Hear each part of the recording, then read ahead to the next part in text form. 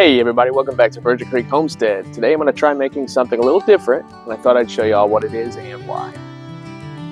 So this is our blackberry patch. It's getting more and more difficult to keep the grass down, and all that upkeep has to be done with a weed eater or a push mower, since my zero turn won't fit down these rows. But I think I figured a solution out.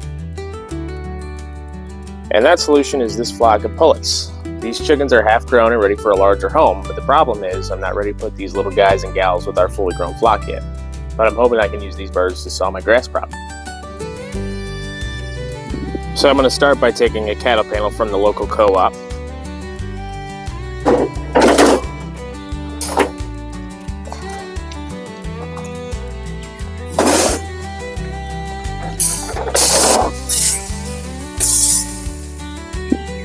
Next I'm going to take this panel and bend it in the middle to the desired width. And I'm just slowly going down this and bending right in the middle. It doesn't have to be perfect. Just need to get the bend started. So now I've got almost a 90-degree bend, and I'm ready to go to the next step. So this particular cattle panel is a 16-foot long panel, and I happen to have some 20-foot long pine boards here that I use for my addition. Not going to need those anymore, so that's going to be perfect because that'll give me 4 foot of extra length that I can run lateral. Okay, long boards are cut to 16 foot. Short boards here are cut to 40 inches. That's the arbitrary width I decided to make this.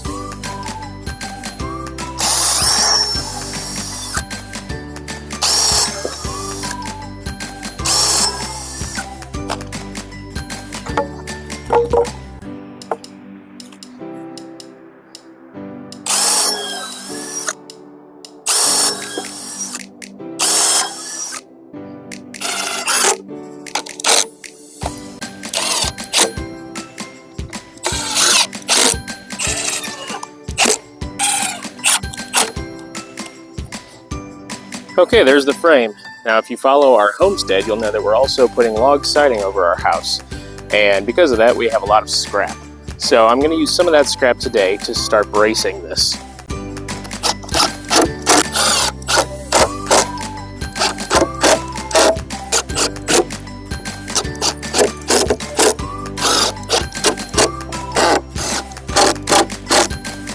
Okay, my frame is done. It looks like it's braced well enough to continue on to the next step, which is to place this top piece onto the frame, and I'll try to fasten it with screws.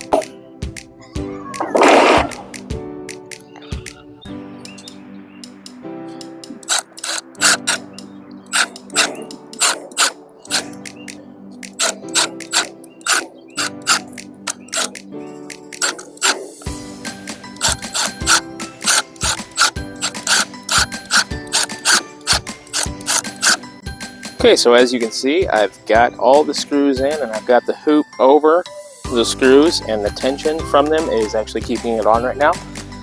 Now I need to figure out a way to fasten it down permanently. Well, I finally decided to get smart and actually take these braces and use them to support the top of this. So now this is on, fastened down with screws and with our bracing. I'm ready to move on to the next step, which is going to be to cover this in chicken wire.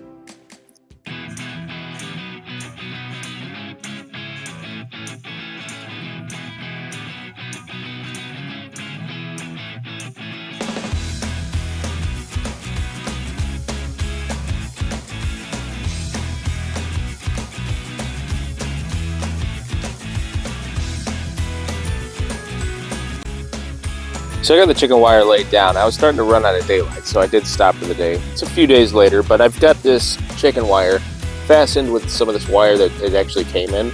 So I didn't need to use or purchase any other wire, and I've got it rolled all the way to each end. I've got the other side down there kind of buttoned up, and I need to put some sort of a door right here. So that's what I'm going to be doing now.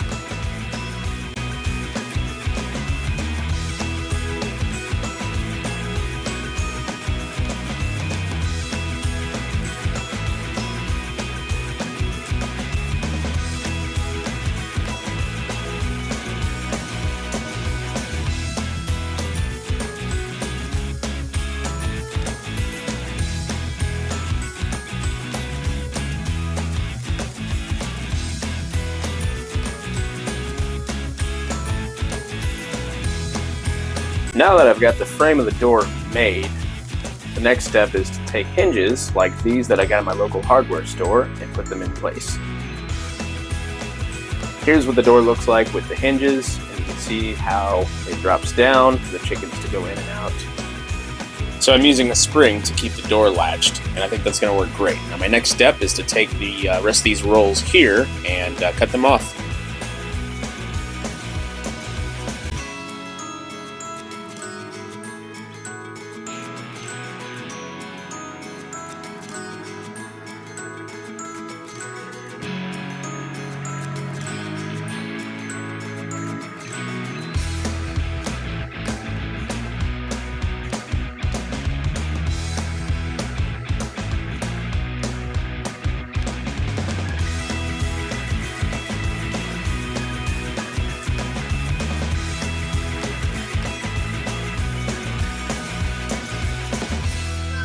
So as you can see, I took the rest of this chicken fencing and I rolled it over itself over the end of that fence, and that should keep it out of the way of the door while also keeping the wire nice and tight.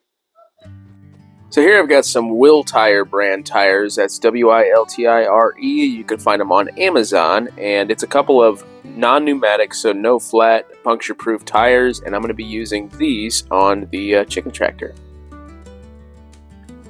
Now I believe that the style of tire here I've got is the grass tire, or the wavy tire rather, but they've got the grass one right here as well. And they've got a lot of spacers in them, so you can use them on a lot of different applications. And we're going to use this tire on a cantilever right there for the chicken tractor.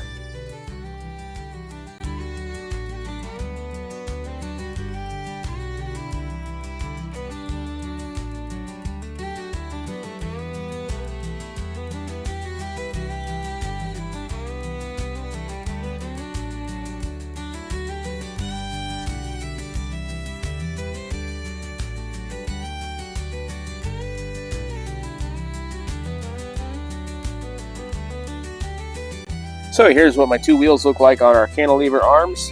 Next step, I'm going to be taking these and putting them on each side like so. Whoops, like there we go. And we're going to have a pivot right here that'll raise and lower the chicken tractor.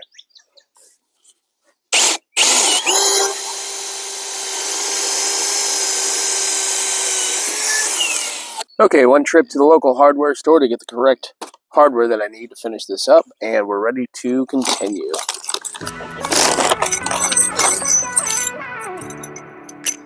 I've got some carriage bolts to go into here. There we go.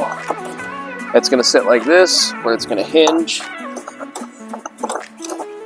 And we'll have another bolt down here to prop it up. See that now? Prop it up for whenever we move the chicken tractor. And I'll be able to take this out, and it'll drop down. The chicken tractor will lay level with the grass.